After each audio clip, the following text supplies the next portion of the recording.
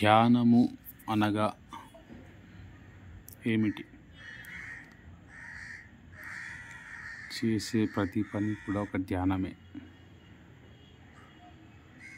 మనకు ఆకలి అవుతే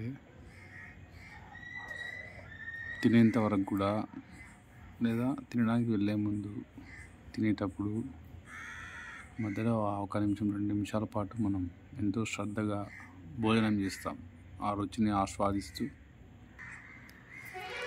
సో దాని తర్వాత కొద్దిసేపు నిద్రపోతాం అన్నమాట. అది కూడా ధ్యానమే. సో ఇలా చేసే ప్రతి పనిలో కూడా శ్రద్ధగా చేస్తూ వెళ్ళడం, అనవసరమైన విషయాలు ఆలోచించకుండా ఏ విషయం ఎంతవరకు అవసరమో అంతవరకే ఆలోచన చేయాలి. మరి మనసు పరంగా మనకు ఏర్పడే ఇబ్బందులు అంటే జ్ఞాపకాలలో నిలిచిపోయినటువంటి బాధలు కానీ, తీరని కష్టాలు కానీ, మనకు ఎవరైనా చేసిన మోసాలు కానీ, ఇలాంటి విషయాల గురించి మనం ఆలోచించొద్దని అనుకున్నా అవి తిరిగి మనకు గుర్తొస్తూ ఉంటాయి. అలాంటి జ్ఞాపకాలను గుర్తు చేసుకోకుండా ఉండాలంటే ధ్యానం ద్వారా సాధ్యపడుతుందా అంటే ప్రయత్నించవచ్చు. అంటే మీ మనసు మీ ఆధీనంలో ఎప్పుడూ ఉండదు, అది ఏదో ఒకటి ఆలోచిస్తూ ఉంటుంది. అయితే మీరు మీ మనసు లోపలికి వెళ్ళి, మనసు లోపలికి ఎలా వెళ్తారు? ఇప్పుడు మీరు కళ్ళు మూసుకుంటే మీ మనసులో లోపలికి వెళ్ళి అసలు మీకున్న బాధలు ఎన్ని, ఒక 5-6 కంటే ఎక్కువ ఉండవు ఎవరికైనా, సమస్యలు, కష్టాలుగా కొన్ని బాధలు. అలాంటి విషయాలని గుర్తు తెచ్చుకొని అసలు ఎందుకు బాధపడటం, జరిగిపోయిన విషయాన్ని గురించి ఎందుకు బాధపడాలి? ఎలాగో జరిగిపోయింది, కానీ వాటిని గురించి మీరు ఎన్నోసార్లు గుర్తు తెచ్చుకొని మీ శక్తిని మీరు కోల్పోతున్నారు. అంటే ఇప్పుడు మన కోపమైన, సంతోషమైన, ఏదైనా మీలో ఒక శక్తిని మీరు బయటకు ఇచ్చివేస్తున్నట్లే. కాబట్టి అతి కోపము కానీ, అతి సంతోషము కానీ, అతి దుఃఖము కానీ చూపించకుండా అయినంత వరకు నిశ్చలంగా ఉండడానికి ప్రయత్నించాలి. మనం నిశ్చలంగా ఉన్నా మన మనసు నిలబడదు. కాబట్టి ధ్యానాన్ని మానసికంగా స్థిరంగా ఉంచాలంటే రకరకాల పద్ధతులు ఉన్నాయి. అందులో ముఖ్యంగా కొన్ని గుర్తుపెట్టుకోవాలి.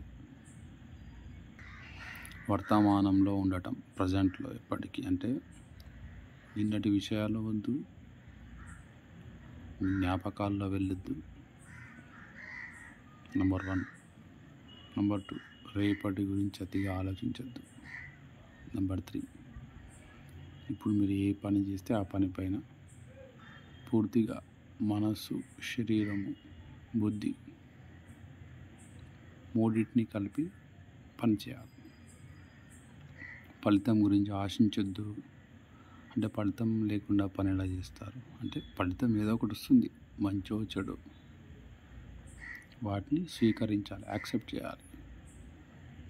ఇప్పుడు భగవంతుడు ఎదురుగా చేయి చాపి నాకు అరటి పండు కావాలంటే మామిడి పండు ఇవ్వచ్చు, లేదా ఖర్జూర పండు ఇవ్వచ్చు. ఒక్కోసారి పండు ఇవ్వకపోవచ్చు, కానీ బాధ్యత ఏమిటి? ప్రయత్నం మన లక్షణం. కన్ను తీస్తే జననం, కన్ను మూస్తే మరణం. మధ్యలో ఈ పయనం ఆపద్దు. ఏ పని చేసేటప్పుడు ఆ పని మీద శ్రద్ధ ఉంచాలి. అంటే మీ చేతికి ఎవరైనా వచ్చి టీ ఇచ్చారు అనుకోండి, మీ ఇంట్లో వాళ్ళు ఫోన్ ఒత్తుకుంటూ టీ తాగొద్దు. ఫోన్ పక్కన పెట్టి ఆ టీ తాగండి. టీ తాగిన తర్వాత అది కడగాలనిపిస్తే గ్లాస్ కడగండి, లేదంటే అక్కడ పెట్టేయండి. మళ్ళీ మీ మొబైల్ పని చూసుకోండి. ఆ విధంగా కొద్దిగా టీ తాగుతూ, కొద్దిగా ఫోన్లో మాట్లాడుతూ కొద్దిగా టీవీ చూస్తూ ఇలా కాదు. ఏ పని చేసినా ఒక పని నుంచి ఒక పని శ్రద్ధగా చేయండి. ఆ రుచి మీకు తెలియాలి. ఫోన్ వస్తే పర్ఫెక్ట్గా మాట్లాడండి. సగం సగం సమాధానాలు ఇవ్వకుండా ఒకసారి మాట్లాడితే ఆ పని అయిపోవాలి. ముందుగా భోజనం చేసే టైంలో కూడా తినే ఆహారాన్ని బాగా నమలండి 20-30 సార్లు. మీరు భోజనం చేసేటప్పుడు ఎవరితో మాట్లాడద్దు, టీవీ చూడొద్దు, మొబైల్ ఎక్కువగా వాడద్దు, కుటుంబ సభ్యులతో కూడా మాట్లాడద్దు. శ్రద్ధగా మీరు తినే ఆహారాన్ని చూస్తూ ఆహారంలో రుచిని గమనిస్తూ బాగా నమిలి తినటం వల్ల, మధ్య మధ్యలో కొద్ది నీళ్ళు తాగడం వల్ల మీకు త్వరగా ఆహారం జీర్ణమైపోతుంది. మంచి ఆలోచనలతో వండిన ఆహారం, బాగా నమిలి ఆరోగ్యకరమైన ఆహారాన్ని తీసుకున్న శరీరం ఇప్పటికీ మీకు మంచి ఆరోగ్యాన్ని ఇస్తుంది, శక్తి వస్తుంది. మీకు గబగబా తినేసి ఏదో మాటల్లో పడి ఇలా చేయొద్దు. కాబట్టి రోజుకు ఒకసారైనా భోజనం చేసేటప్పుడు శ్రద్ధగా ఉండండి. సో ఆ విధంగా చేసే ప్రతి పనిని కూడా ధ్యానంగా చేస్తే, అంటే మీ ఆలోచన విధానము మార్చుకుంటే మీ మనసు మారుతుంది. మీ మనసు మారితే మీరు మారుతారు. మీరు ప్రతిరోజు చూసేలా ఈ ప్రపంచాన్ని మిమ్మల్ని చూసుకోకుండా మిమ్మల్ని మీరు ప్రేమించండి. మీరు చేసే పనిని మీరు కొద్దిగా మార్చుకోండి, కొత్తగా ప్రయత్నించండి మీరు చేసే పనిని. అప్పుడు మీకు మార్పు కనిపిస్తుంది. సో ఇలా ఈ చీకట్లోని ఇలా ఎందుకు చేయడం వీడియో అంటే, నాకు చెప్పాలనిపించింది. పల్లెటూరు వాతావరణం అద్భుతం. ఇంత ప్రశాంతత, ఈ పక్షుల శబ్దాలు,